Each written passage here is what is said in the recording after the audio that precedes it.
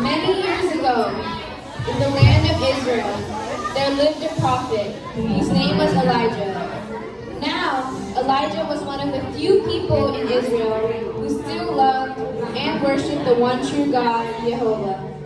Most of the other people worshipped a fake god they had made out of wood and stone, who they called Baal. Almighty Baal, we think you're great.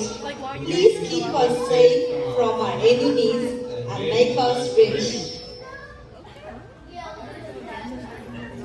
Even the king of the land, Ahab by the name, did not follow God. He married a wicked woman named Jezebel, and she persuaded him to worship Baal with her. All the cool kings are worshipped by Baal. Why don't you be a Baal worshipper too? Sounds like a good idea. It made God very sad that his chosen people, who he had saved from being slaves in Egypt, would worship this worthless idol. So he told Elijah that he would stop the rain from falling until the people turned their hearts back to him. Elijah told the king that there would be no rain, and then traveled around the country telling people about God. Hey, people, God loves you. Don't worship that worthless idol. Worship God, obey his commandments, and he will take care of you. Nah, we'll stick with Baal. We can see him, and he's got a snappy bone paint on him. After 3 years without rain, it was becoming desperate. Most of the people were farmers and herdsmen. Their crops wouldn't grow without rain, and their herds couldn't survive without grass and water. Ahab, the king, sent his servants far and wide in Israel, seeking Elijah, but for a long time they couldn't find him. Water, must find water. What will we do? We're going to starve without our crops. Eventually, God told Elijah it was time to have a showdown. He went to Ahab and told him to meet him on the top of a nearby mountain. Tell those prophets of Baal, all 400 of them, to meet me at Mount Carmel. We'll let the people decide once and for all who is God, Baal or Jehovah. Ahab agreed, and the people all came to watch. Elijah told them to set up 2 altars and put meat on each one. He challenged them to watch and see which God was the real thing.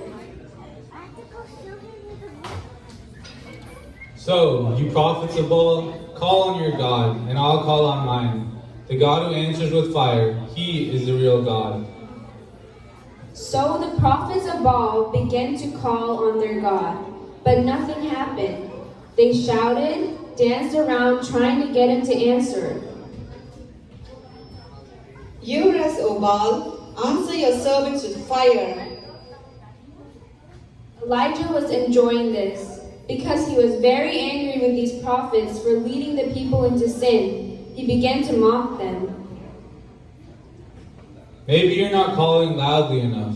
Maybe he's on a journey or in the bathroom. Keep trying. For hours, they called on Baal, but nothing happened. Exhausted, they gave up. Now it was Elijah's turn. Bring water and douse God's altar till it is drenched, so there can be no question about God's answer. Again. Finally, the water filled the trench around the altar. Then Elijah prayed to God. God, please show that you're the one and true God. Fire fell from heaven and burnt up the sacrifice, all the water in the trench, and even burned up the stones of the altar. Isaac, and Jacob. Prove to me that you are God in Israel, and I am your servant. Prove that I have done all this at your command, O God. Answer me so these people will know that you, O Lord, are God, and that you have brought them back to yourself.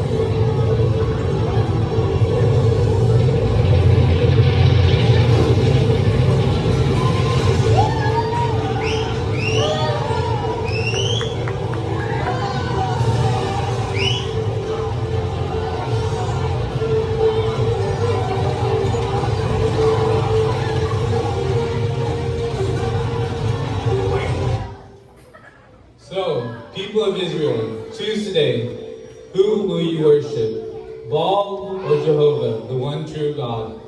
The people shouted together, "We will serve God." Then they took the prophets of Baal away and killed them all.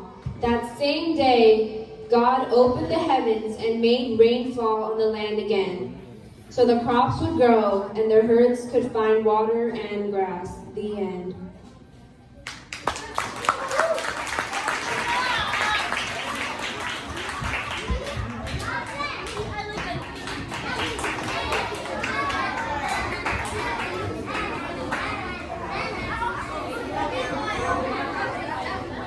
Okay, I think that